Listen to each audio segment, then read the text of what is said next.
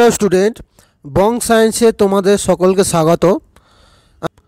প্রকৃতি ও জীবজগতের বিভিন্ন রূপে কার্বন যৌগের অবস্থান, এই চ্যাপ্টারটা নিয়ে আলোচনা করব।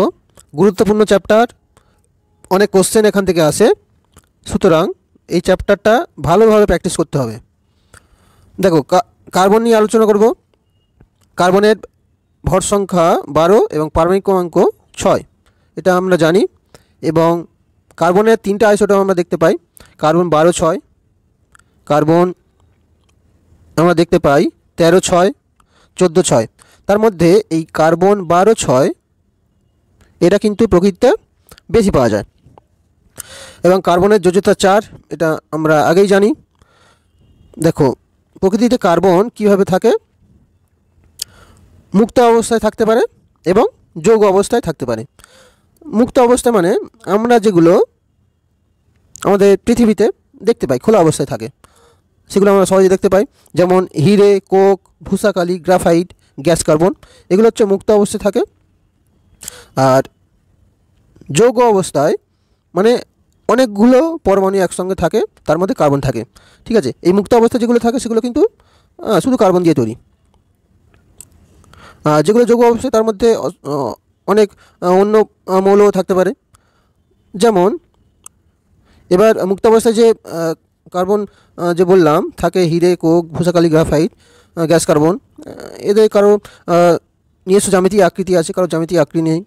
কেউ তড়িতে সুপরিবাহী, কেউ তড়িতে কুপরিবাহী, সেগুলো আমরা পরে ডিটেলসে আলোচনা করব।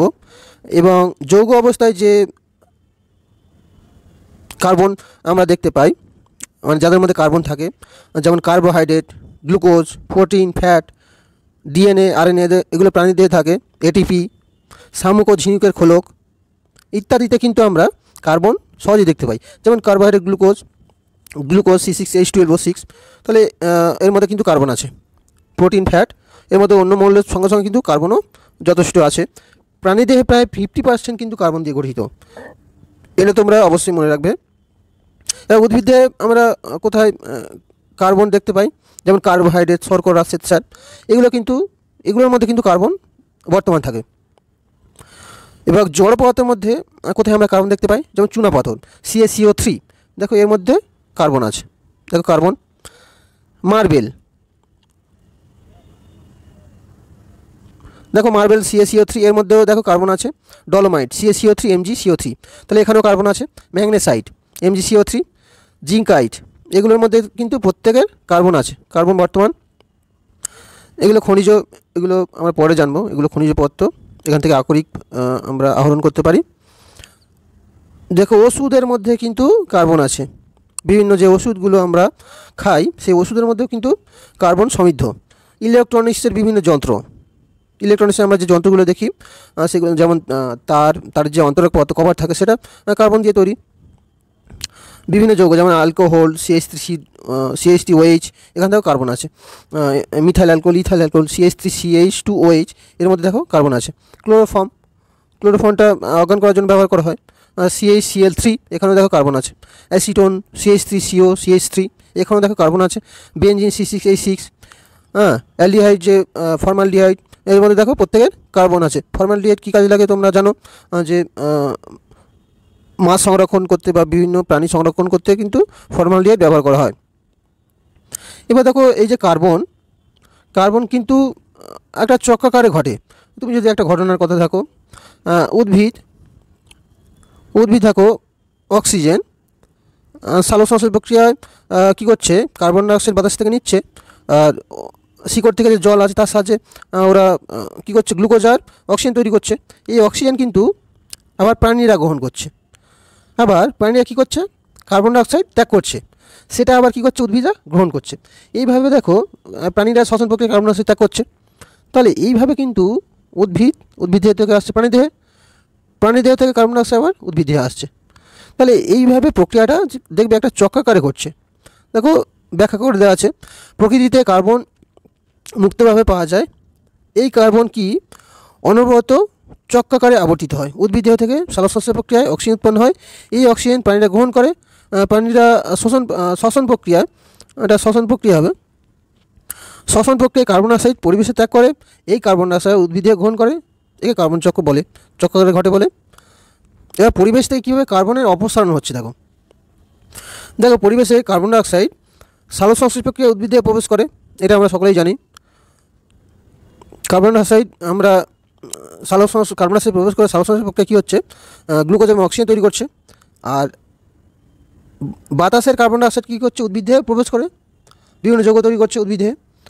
তাহলে এই যে বাতাসে কার্বন ডাইঅক্সাইড আছে না, সেটা কি হচ্ছে, উদ্ভিদে প্রবেশ করছে। এই ঘটনাকে বলা হচ্ছে অঙ্গার আত্তীকরণ।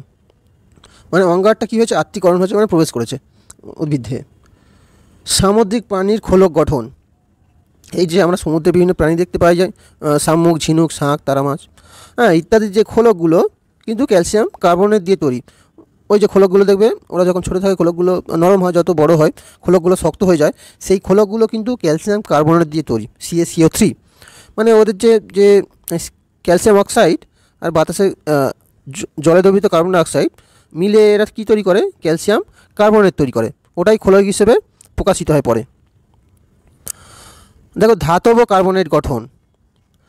ধাতব কার্বনেট কীভাবে গঠিত হয়, তোমরা প্রাচীন যে গুহাগুলো আছে সেই গুহাগুলোয় গেলে দেখতে পাবে অনেক সময় কি হয়, গুহার নিচ থেকে মানে ভূমি থেকে এক ধরনের সরু সরু প্রাচীরের মতো উপরে ওঠে, দেখবে সরু সরু দেখতে, ওগুলোকে আমরা স্ট্যালাকসাইট বলছি, স্ট্যালাগমাইট বলছি। কি হয়, সমুদ্রের জলের মধ্যে কি ক্যালসিয়াম অক্সাইড থাকে আর জল মিশ্রিত কার্বন ডাইঅক্সাইড।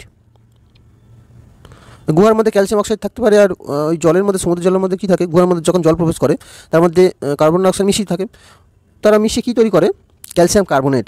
এগুলো দিন দিন বাড়তে থাকার ফলে কী হয়, ওই যে ছোটো ছোটো এরকম প্রাচীর তৈরি হয়, ঠিক আছে, এরকম প্রাচীর তৈরি হয়, এটাকে স্ট্যালাগমাইট বলা হয়।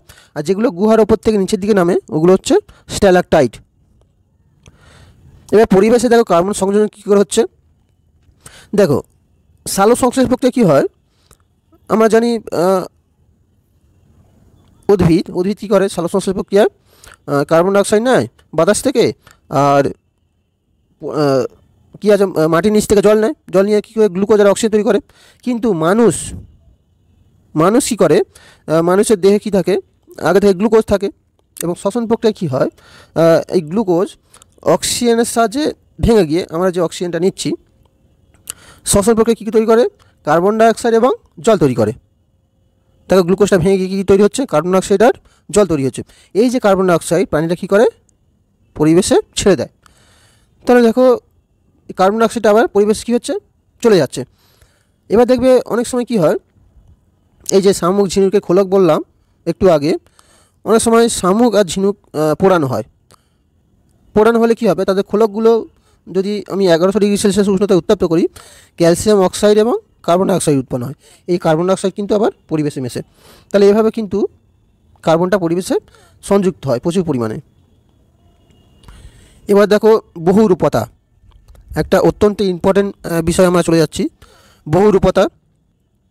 দেখো বহুরূপতা কাকে বলে, তোমরা বহুরূপী হয়েছো অনেকে স্কুলে বা ছোটোবেলায় দেখবে অনেকে এমন আছে যারা বিভিন্ন রূপে সেজে লোকের আনন্দ দেয়, তাদের বহুরূপী বলা হয়। যেমন কেউ বাঘ সাজে, বিভিন্ন রূপে সাজে, কেউ রাবণ সাজে, ঠিক আছে, মানে একজন বিভিন্ন রূপে তোমাদের আনন্দ দেয়, তাদের আমরা বহুরূপী বলি। মৌলের মধ্যে এরকম অনেক মৌল আছে যেগুলো বহুরূপী, যাদের একাধিক রূপ দেখতে পাওয়া যায়। কার্বনও তাদের মধ্যে একজন, ঠিক আছে, যে কার্বনের বিভিন্ন রূপ আমরা দেখতে পাই। যেমন হিরে, ওটা কার্বন, আবার গ্রাফাইট, ওটাও কার্বন। তাহলে একটা কার্বনে আমরা বিভিন্ন রূপ দেখতে পাচ্ছি। ভূষাকালি, তাহলে প্রত্যেকের কিন্তু রূপ আলাদা, কিন্তু তারা প্রত্যেকে কি কার্বন, তাহলে এদের বহুরূপী বলা হয়। তাহলে দেখো বহুরূপতার সংজ্ঞা কী, যে সকল মৌল তাদের রাসায়নিক ধর্ম একই রেখে বিভিন্ন ভৌত রূপে পরিবর্তিত হয়, এই ঘটনাকে আমরা বলবো বহুরূপতা। আর মৌলগুলোকে কী বলবো, বহুরূপী মৌল। উদাহরণস্বরূপ দেখো carbon, sulphur, phosphorus, boron, oxygen, এগুলো কিন্তু এদের প্রত্যেকের কিন্তু বহুরূপ আছে। যেমন যদি বলি যে বহুরূপতার কারণ কী, কী করে তারা বহুরূপতার ধর্ম প্রকাশিত তাদের মধ্যে। দেখো মৌলগুলো, প্রত্যেকটা মৌলের কিন্তু তাদের কেলাস গঠনের একই নয়, কেলাস গঠন একই নয়। যেমন একটা কেলাসিত পদার্থ যদি উদাহরণ বলি, যেমন ফটকিরি, তাহলে তাদের গঠন কিন্তু আলাদা, তাই তো। তাহলে গঠন আমরা কেলাস কী করে তৈরি করা হয় আমরা পরে জানবো, বীজ কেলাস। ঠিক আছে, ধরো একটা ছোট ফটকিরির টুকরা আছে, ফটকিরির টুকরাকে তুমি যদি একটা সুতো দিয়ে বেঁধে ফটকিরি সমৃদ্ধ জলে রাখো, দেখবে ফটকিরির যে জল, ঠিক আছে, ফটকিরির জলে ফটকিরির একটা ছোটো টুকরো সুতোয় বেঁধে রাখবে, দেখবে ওই যে টুকরোর মধ্যে ফটকিরির যে অণুগুলো জমতে থাকবে, বড় হতে থাকবে। তখন কী হবে, ফটকিরির কেলাস তৈরি হবে। ওই যে ছোটো টুকরোটাকে আমরা কী বলবো, বীজ কেলাস। তাহলে কেলাস গঠনের পার্থক্যের জন্য কিন্তু আমরা বহু রূপ দেখতে পাই একটা মৌলের। আর কি, মৌলগুলোর মধ্যে পরমাণু অবস্থানের পরিবর্তন, মানে ধরো একটা মৌলের মধ্যে যে পরমাণুগুলো থাকে তাদের অবস্থানের যদি পরিবর্তন হয়ে যায় কোনোভাবে, তাহলে কিন্তু তারা অন্য রূপে প্রকাশিত হবে। ধরো একটা মৌল আছে, তার মধ্যে যে বিভিন্ন পরমাণু আছে তাদের অবস্থান চেঞ্জ হয়ে গেল, মানে এক জায়গা থেকে অন্য জায়গায় চলে গেল, ফলে তাদের পরমাণু অবস্থান পরিবর্তন ফলে তারা একই মৌলের বিভিন্ন রূপ আমরা দেখতে পাবো। 3 নম্বর হচ্ছে মৌলের অভ্যন্তরীণ শক্তি বা আন্তঃশক্তি পরিবর্তনের জন্য। কোনো মৌলে যদি অভ্যন্তরীণ শক্তি আমরা পরিবর্তন করে দিই কোনোভাবে, অভ্যন্তরীণ শক্তি পরিবর্তন করা সহজ নয়, অনেক শক্তি দরকার হয়, সেটা যদি কোনোভাবে পরিবর্তন করে দেওয়া যায় তাহলে মৌলগুলো বিভিন্ন রূপে প্রকাশিত হবে। এবার আমরা উদাহরণ দেখে নেব, যেমন সালফার কি তোমরা আগে সালফারের বৈশিষ্ট্য পড়েছো, হলুদ বর্ণের একটা কঠিন পদার্থ। এবার এই সালফারের আমরা দুটো রূপভেদ দেখতে পাই, একটা হচ্ছে রম্বিক সালফার, একটা মনোক্লিনিক সালফার। দেখো সালফার যে রম্বিক সালফার তার দুটো রূপভেদ। রম্বিক সালফারটা কি, এই সালফার দুটো রূপভেদ, রম্বিক আর মনোক্লিনিক। ঠিক আছে, রম্বিক সালফার কাকে বলবো আর মনোক্লিনিক সালফার কাকে বলবো? 96 ডিগ্রি সেলসিয়াস উষ্ণতায় নিচে থাকা যে সালফার, ওই সালফার স্থায়ী হয়, আর ওই সালফারকে আমরা রম্বিক সালফার বলবো, এটা স্থায়ী সালফার। আর 96 ডিগ্রি সেলসিয়াসের বেশি উষ্ণতায় রম্বিক সালফারকে যদি উত্তপ্ত করি আমরা যে অস্থায়ী সালফার পাবো সেটা কিন্তু মনোক্লিনিক সালফার। ঠিক আছে, মানে 96 ডিগ্রি সেলসিয়াসের নিচে যেটা সেটা হচ্ছে রম্বিক, আর 96-এর ওপরে হচ্ছে মনোক্লিনিক। এই মনোক্লিনিক সালফারের এটা কেলাস গঠন হয়, মানে এর জ্যামিতি আকৃতি ভালোভাবে আমরা দেখতে পাই।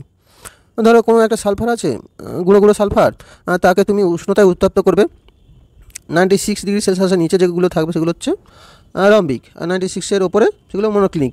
এগুলো পদ্ধতি আছে, মনোক্লিনিক সালফার তৈরির পদ্ধতি আছে। ধরো সালফার আছে, তাকে উত্তপ্ত করে 96 ডিগ্রি সেলসিয়াসের উষ্ণতায় বেশি উষ্ণতা নিয়ে যাবে, দেখবে ওগুলো গলে যাবে। ঠিক আছে, গলে গিয়ে তাদের ছাঁকুনি দিয়ে যদি আমি ছাঁকি, দেখবে ছোটো ছোটো কেলাস তৈরি হবে, জ্যামিতি আকৃতি যাদের থাকবে। সালফার কী কাজে লাগে, যখন জীবাণুনাশক হিসেবে আমরা ব্যবহার করতে পারি, হ্যাঁ, সালফিক অ্যাসিড তৈরি করতে ব্যবহার করতে পারি এই সালফারগুলো। হ্যাঁ,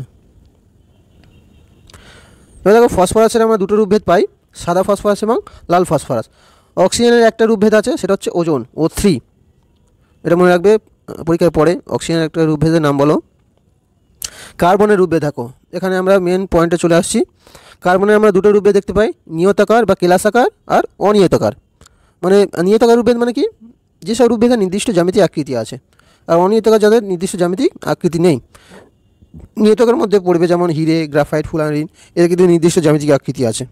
জ্যামিতিক আকৃতি মানে যাদের তল আছে সেগুলো গোনা যায়। ঠিক আছে, তলগুলো, বাহুগুলো, এগুলো নিয়ে ডিটেলসে আলোচনা করবো। আর অনিয়তাকার যাদের নির্দিষ্ট জ্যামিতিক আকৃতি নেই, অঙ্গার বা চারকোল, গ্যাস কার্বন, কোক, ভূষাকালি, এগুলো হচ্ছে কিন্তু অনিয়তাকার।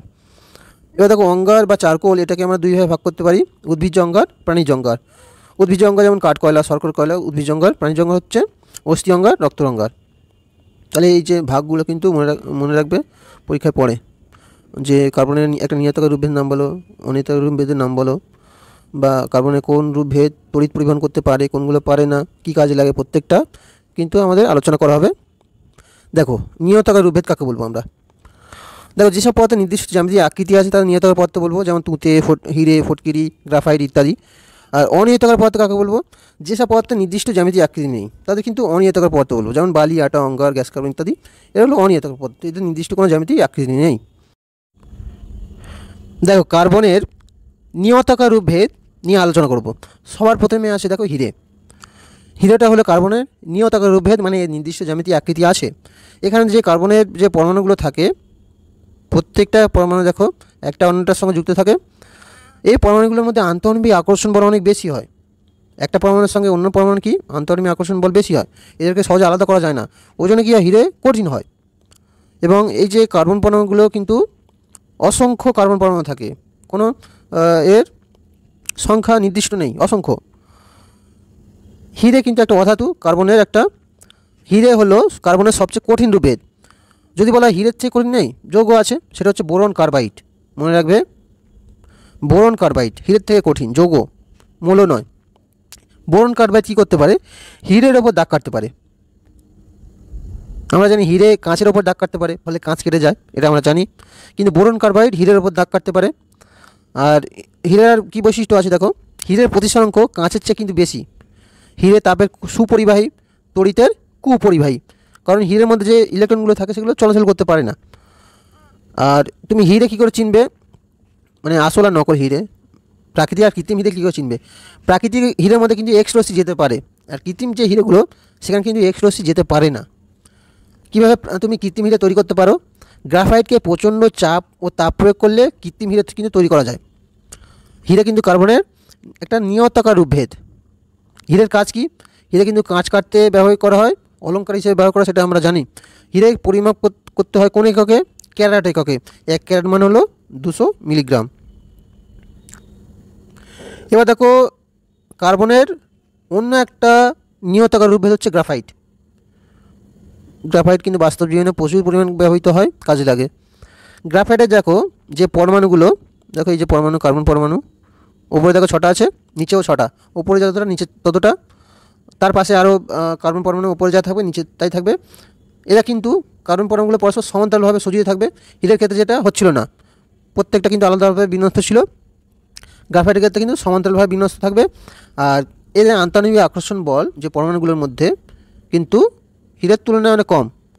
ফলে গ্রাফাইটে হাত দিলে কিন্তু তোমার পিচ্ছিল মনে হয় এবং এটা সহজে ভেঙে যায়। কঠিন পদার্থ কিন্তু সহজে ভেঙে যায়। তার মানে এদের মধ্যে যে পরমাণুগুলো থাকে, কার্বন পরমাণু, তাদের আন্তঃআণবিক আকর্ষণ বল কম থাকে। এর গ্রাফাইটের কয়েকটা বৈশিষ্ট্য দেখো। গ্রাফাইট কঠিন, ধূসর, পিচ্ছিল কার্বনের রূপভেদ। গ্রাফাইট তাপ ও তড়িতের সুপরিবাহী। কার্বনের একটা নিয়তাকার রূপভেদ।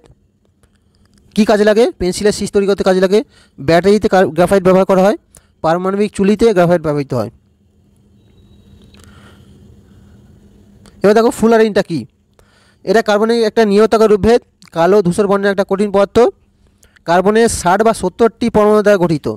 এখানে দেখো কার্বনের পরমাণু নির্দিষ্ট 60টা হতে পারে, 70টা হতে পারে। এই 60টা বা 70টা কার্বন পরমাণু নিয়ে একটা ফুটবলের মতো আকার নেয়, ফুটবলের মতো দেখতে। এই যে কার্বন 60 পরমাণু দিয়ে তৈরি, মানে 60টা কার্বন পরমাণু দিয়ে তৈরি যে ফুলারিন, তার যে আবিষ্কার করেছিলেন বিজ্ঞানী বাকমিনিস্টার, তার নাম অনুসারে এই ফুলারিনকে বলা হয় বাকমিনিস্টার ফুলারিন বা বাকি বল। কার্বন 60 যে পরমাণু দিয়ে তৈরি ফুলারিন, তার ভর সংখ্যা 720 গ্রাম। আর যে কার্বন 70 যে পরমাণু দিয়ে তৈরি ফুলারিন, তার ভর হচ্ছে 840 গ্রাম। এর আকৃতি ফুটবলের মতো আগেই বলেছি। কীভাবে ফুলারিন তৈরি করা যায়? গ্রাফাইটকে উচ্চ তাপ আর অক্সিজেন কার্বন ডাইঅক্সাইড অনুপস্থিতিতে যদি পোড়ানো হয়, তাহলে কালো ধূসর বর্ণের একটা গুঁড়ো পদার্থ তৈরি হবে, সেটাই কিন্তু ফুলারিন। কী কাজে লাগতে পারে ফুলারিন? এর ব্যবহার কিন্তু এখনও অজানা, তবুও চিকিৎসা বিজ্ঞানে বা ইলেকট্রনিক্সের কাজে এটা ভবিষ্যতে ব্যবহৃত হতে পারে। কার্বনের নিয়তাকার রূপভেদগুলো হলো এবার কার্বনের অনিয়তাকার রূপভেদ, যেমন হচ্ছে অঙ্গার বা চারকোল।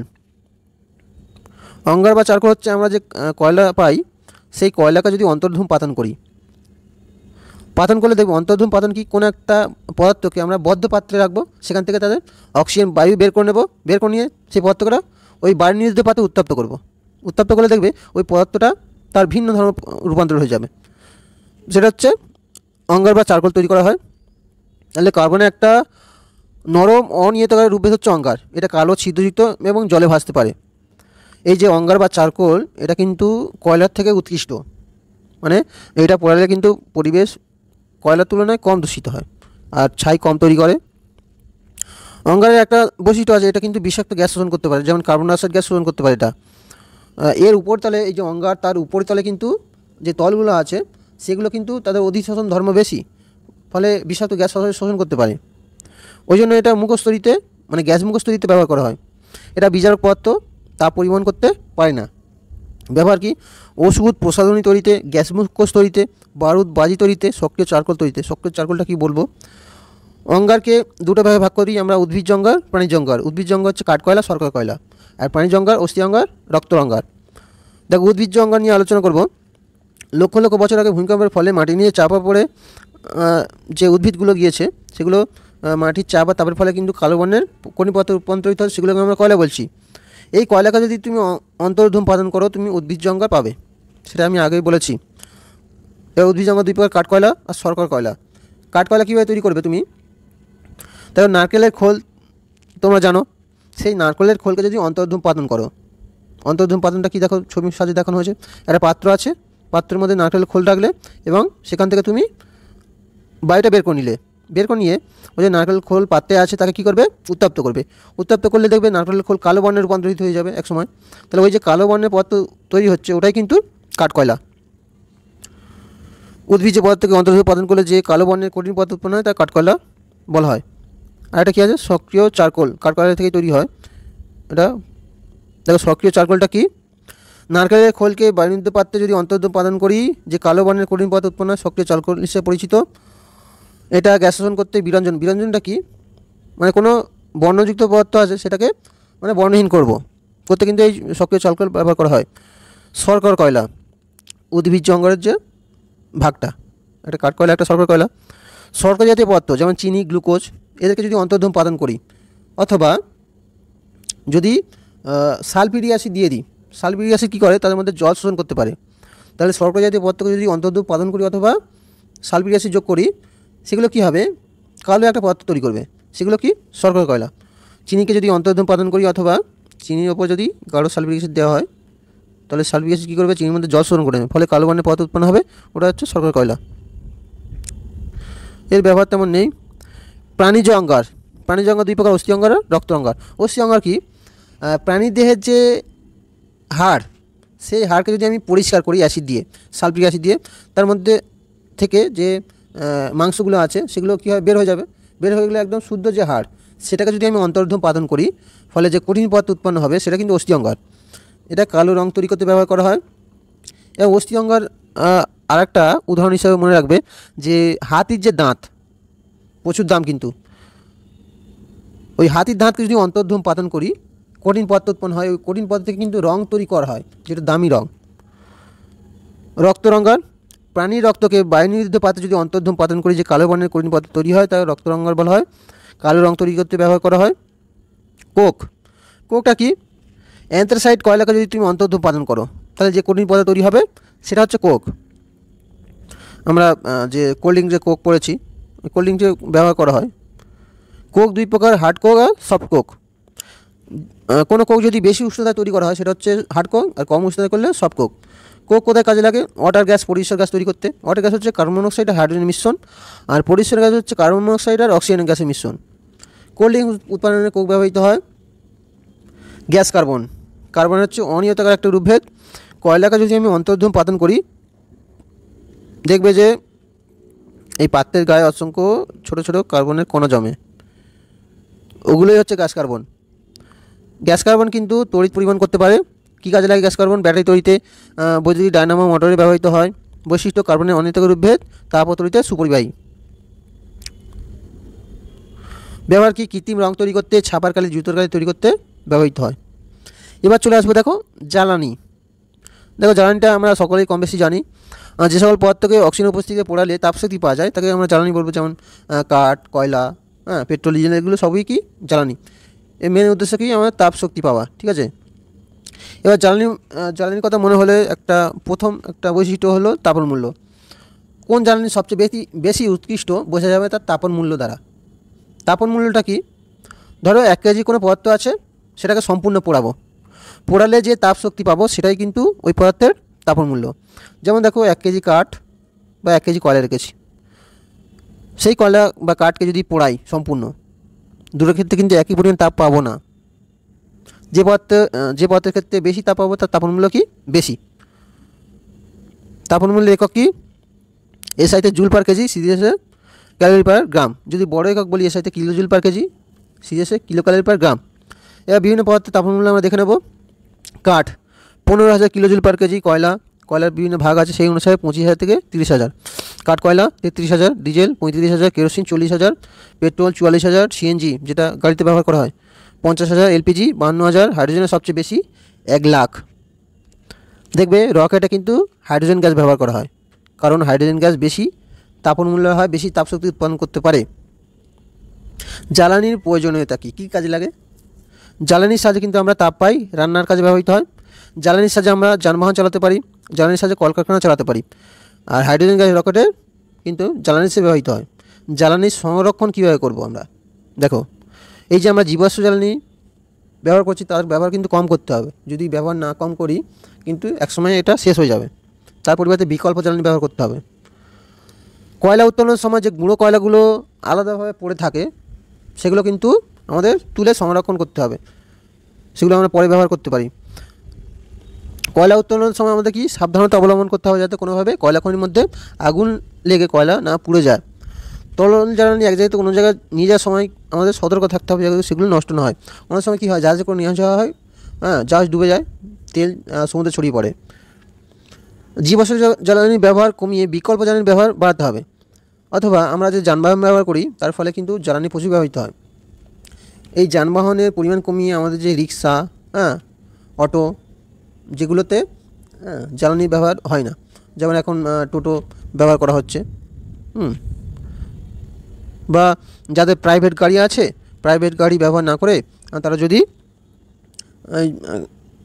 পরিবহনের যে গাড়ি সেটা যদি ব্যবহার করে, সব মানুষ যে সাধারণ মানুষ ব্যবহার করে সেই গাড়ি যদি তারা ব্যবহার করে তাতে কিন্তু কমবে জ্বালানি ব্যবহার।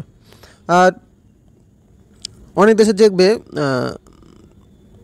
যানবাহন অত্যাধিক ব্যবহার না করে সাইকেল, রিক্সা এগুলো এখনও প্রচুর ব্যবহৃত হচ্ছে। যেমন চীনে প্রচুর ব্যবহার হয়, এখন বিদেশে কিন্তু প্রচুর ব্যবহার হয় পরিবহনের জন্য।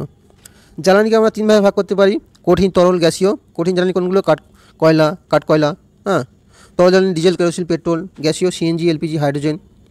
সিএনজি পুরো ফর্ম তোমার মনে রাখতে হবে compressed natural gas, LPG liquefied petroleum gas.